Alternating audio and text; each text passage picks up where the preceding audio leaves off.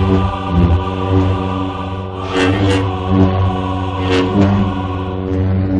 were the chosen one! It was said that you would destroy the Sith, not join them! Greetings, Force fans, and welcome to another episode of Darth Rage Reviews, your source for the Force. New year, new look. Alright, so I've got myself set up with a new setup here. Bad news. Life kicked me out of the den into here. So I've now got my own private den. It was once an extra bedroom, but now it is my little Star Wars hub. So new space for everybody. Please let me know in the comments, what do you think? Looking good. I've got some artwork I'm working on, some other things. Obviously I need to get a lot more mounts to mount my sabers, but new look for the new year. I hope you guys enjoy it. So let's get to the action today, guys. What do we have? We have my second Galaxy Legacy, or Galaxy's Edge Legacy lightsaber review. So this one comes with kind of a little story. When I went down there, I knew I wanted to get a Legacy Hilt, and I kind of had my eye on two of them. Basically, the Obi Wan Kenobi or the Darth Maul, just because, for me, Duel of the Fates is the epitome of the lightsaber battle in the Star Wars universe.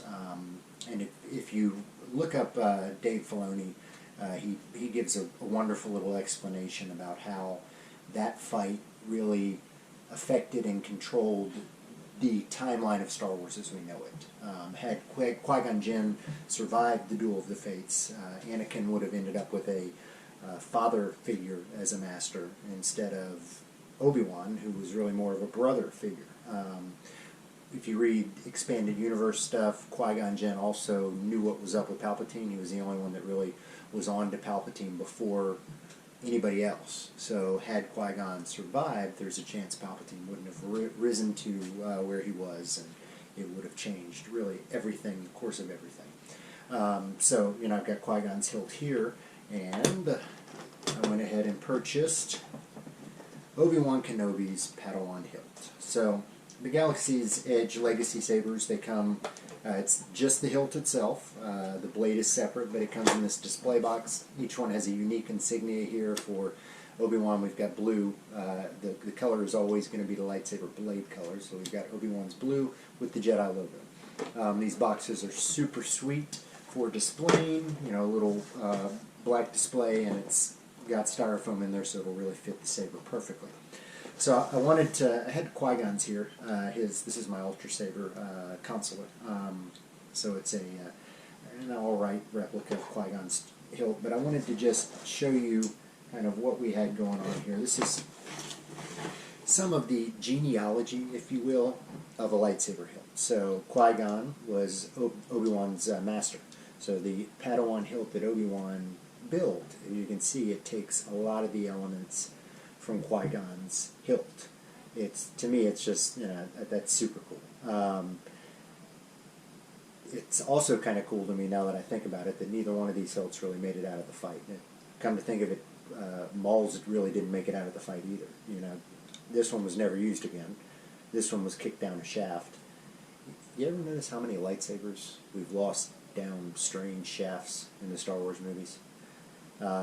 So this one, and then Maul's, of course, got cut in half. So none of the lightsabers from that fight made it out of the fight. But for me, the genealogy of the lightsaber, like kind of going from this to this, and then if you look at Luke's lightsaber, or even this lightsaber compared to the last lightsaber he had, had this on the bottom, so he carried that over himself.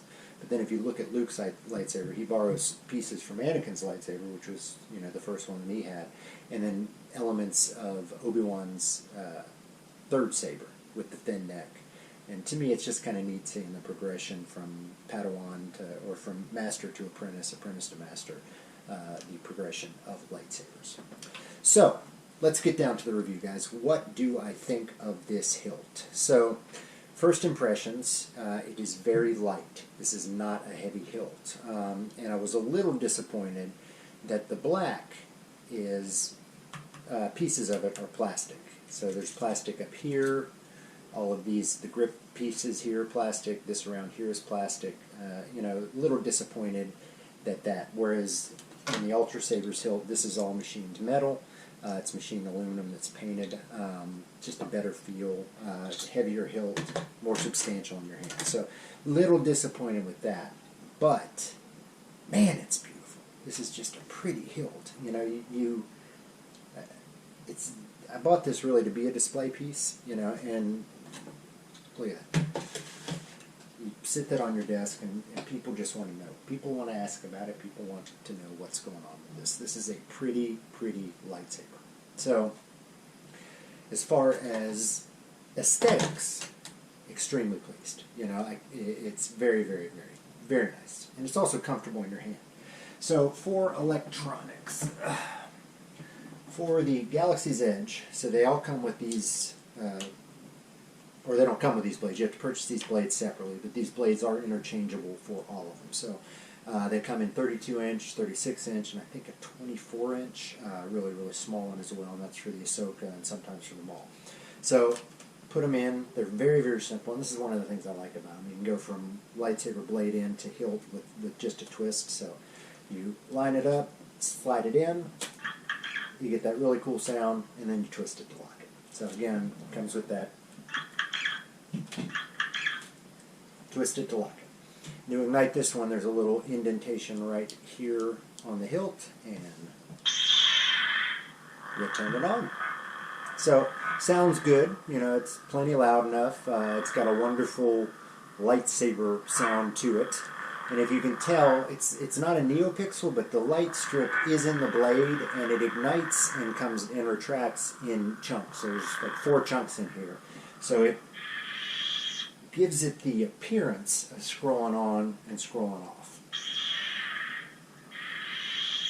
So, audio-wise, you know, not bad sound, but as far as the internals, there's really not anything, there's no swing to it, you know.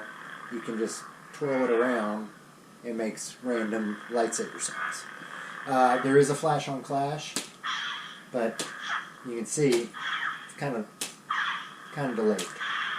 So the electronics on these things, you know, really aren't anything to write home about. Let me give you a comparison. So this is my Rebel Saber Stygian Defender. It's a Profi NeoPixel. So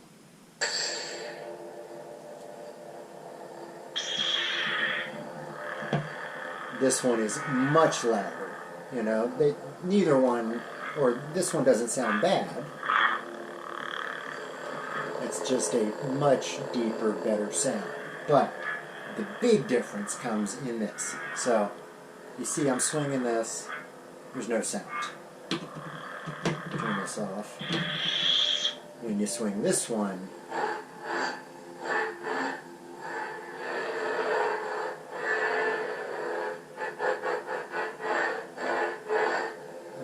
you can't beat that. The smooth swing technology, everywhere you go with this blade, there's a sound.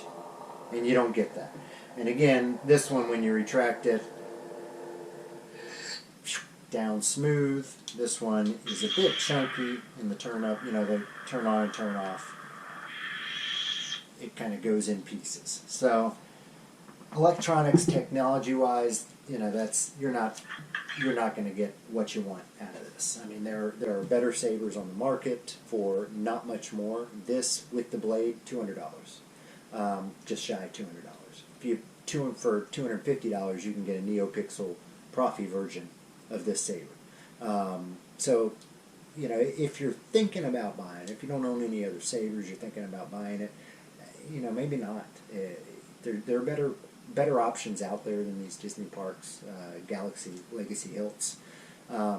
But if, you know, this is something that you've really had your eye on, that, you know, it's a hilt that calls to you, you know, by all means, it's worth it. $200, you know, for something that is a movie accurate representation of one of the lightsabers, canon lightsabers. So, is it worth it? I don't know. Will I buy another one? Well, that's the kicker. So I've got several of these blades now. So anytime I want one of these hilts, then I'm looking at, you know, $129, $139, and I can get a fully working lightsaber because I've already got the blades. I don't need more than the 3 blades that I have. So in that case, it's absolutely worth it. If I just want another shelf piece to, put on the shelf, something to look at, something that, I really, really have wanted for a while, by all means, it's well worth it. And I think I will purchase. Again, I go to Disney every year. So the next time I'm down there, I'm sure there's going to be one in there that really calls to me. And yeah, I'm sure I will purchase another Legacy Hilt from Disney Parks. So that is all I have for you today, guys. It was another review of another wonderful Galaxy's Edge purchase. But you guys tell me, what do you think of the new setup? It's work in progress. Plan to have this entire wall covered by art and more lightsaber stands that I'm going to have to order to get those put up. But what do you think? Do you like the new setup? Let me know in the comments. Let me know what you think. Got more stuff coming up. A full review of Galaxy's Edge in Batuu, and got some more fun little lightsaber spinning videos coming as well. So stay tuned here, guys. As always, I am Darth Rage. This is Darth Rage Reviews, your source for the Force. Don't know the power of the dark side. I must obey my master.